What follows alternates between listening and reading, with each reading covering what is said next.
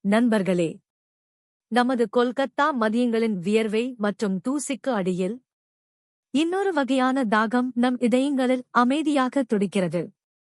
காட்சியை கற்பனை செய்து பாருங்கள். டிராம் மணி ஒலிக்கிறது.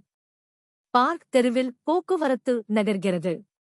நகரத்தின் மீது சூரியன் எரிகிறது. சாலையோரத்தில் எங்கோ குளிர்ந்த நீர் நிரப்பப்பட்ட ஒரு களிமண் பந்தல் உள்ளது. யாரோ நிற்கிறார்கள். யாரோ குடிக்கிறார்கள். ஒரு கணம் அது மீட்பு போல் உணர்கிறது. அது போன்ற மற்றொரு தருணம் எனக்கு நினைவிருக்கிறது. ஒருமுறை அசாமில் உள்ள கோலாகாட்டின் வெப்பத்தில் சீக்கிய சகோதரர்கள் சாலையின் அருகே நிற்பதைக் கண்டேன். அவர்கள் தண்ணீர் பரிமாறிக் கொண்டிருந்தார்கள். நீங்கள் யார் என்று கேட்கவில்லை. உங்கள் மதத்தை கேட்கவில்லை. ரிக்ஷாவாலர்கள் நின்றனர். டாக்ஸி ஓட்டுநர்கள் நின்றனர். வழிப்போக்கர்கள் நின்றனர். அனைவருக்கும் ஒரே கிளாஸ் தண்ணீர் கிடைத்தது. அந்த நேரத்தில் எந்த தடைகளும் இல்லை. பகிரப்பட்ட தாகம் மட்டுமே. அந்த எளிய காட்சி நம்மை இன்றைய நற்செய்திக்கு கொண்டு வருகிறது. இயேசு நண்பகலில் ஒரு கிணற்றின் அருகே அமர்ந்திருக்கிறார். இது தவறான நேரம். நண்பகலில் யாரும் கிணற்றுக்கு வருவதில்லை. ஆனால் ஒரு பெண் வருகிறாள். அவள் தனியாக வருகிறாள். அவள் ஒரு தண்ணீர் குடத்தை சுமக்கிறாள். ஆனால் அவள் கனமான ஒன்றையும் சுமக்கிறாள். ஒரு வேதனையான கடந்த காலம். உடைந்த உறவுகள். காயமடைந்த நற்பெயர். இயேசு அவளிடம் பேசக்கூடாது. அவள் ஒரு சமாரியன். அவள் ஒரு பெண். அவள் ஒரு வெளியாள். ஆனாலும் இயேசு எல்லா தடைகளையும் உடைக்கிறார். அவர் இதை மட்டுமே கூறுகிறார். எனக்கு ஒரு பானம் கொடியூர். பின்னர் உரையாடல் திரும்புகிறது. கடவுளின் பரிசை நீங்கள் அறிந்திருந்தால், அவர் கூறுகிறார், நீங்கள் அவரிடம் கேட்பீர்கள். அவர் உங்களுக்கு ஜீவத் தண்ணீரை கொடுப்பார்கள். அவள் அவரை பார்க்கிறாள். அவரிடம் கயிறு இல்லை. வாளி இல்லை. ஆனால் இயேசு ஆழமான ஒன்றைக் காண்கிறார். தாகமுள்ள ஒரு இதயத்தைக் காண்கிறார். அமைதி இல்லை. நீடித்த அன்பு இல்லை. ஓய்வு இல்லை. அவர்கள் ஒரே கிணற்றில் அமர்ந்திருக்கிறார்கள்.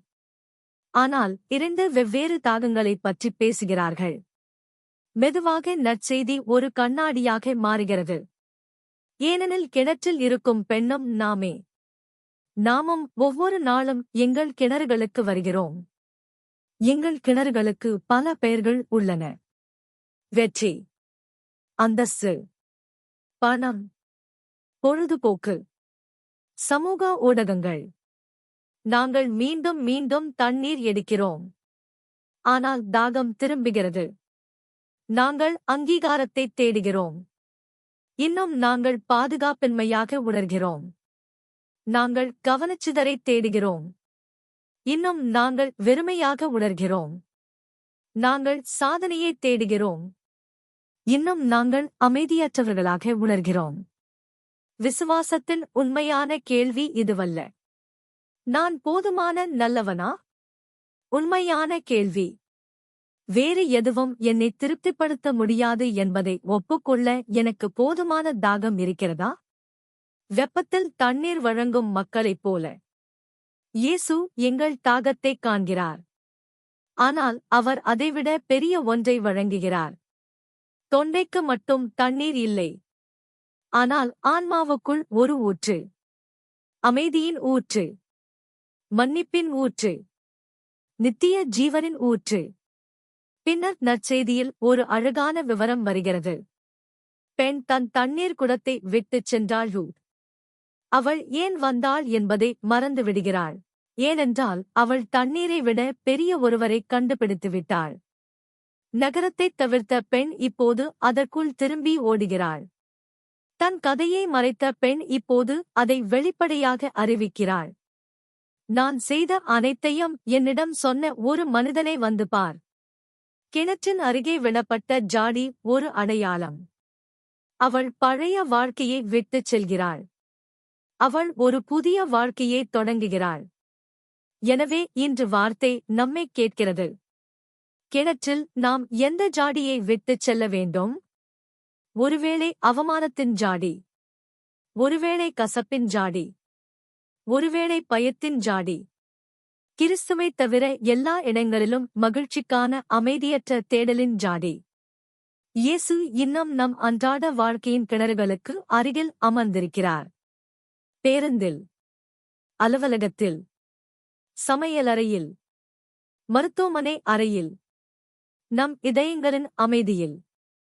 அவர் அதே கேள்வியை கேட்கிறார். உங்கள் தாகத்தை தீர்க்கும் ஒருவராக என்னை நீங்கள் அனுமதிப்பீர்களா? நண்பர்களே, இன்று உங்கள் ஜாடியை பலிபீடத்திற்கு கொண்டு வாருங்கள். உங்கள் கவலைகள், உங்கள் பாவங்கள், உங்கள் தனிமை ஆகியவற்றை அதில் வைக்கவும். அதை அங்கேயே விட்டுவிடுங்கள். பின்னர் அந்த சமாரிய பெண்ணைப் போல வெளியே செல்லுங்கள். காலியாக இல்லை, ஆனால் உங்களுக்குள் ஒரு ஊற்று எழத் தொடங்குகிறது.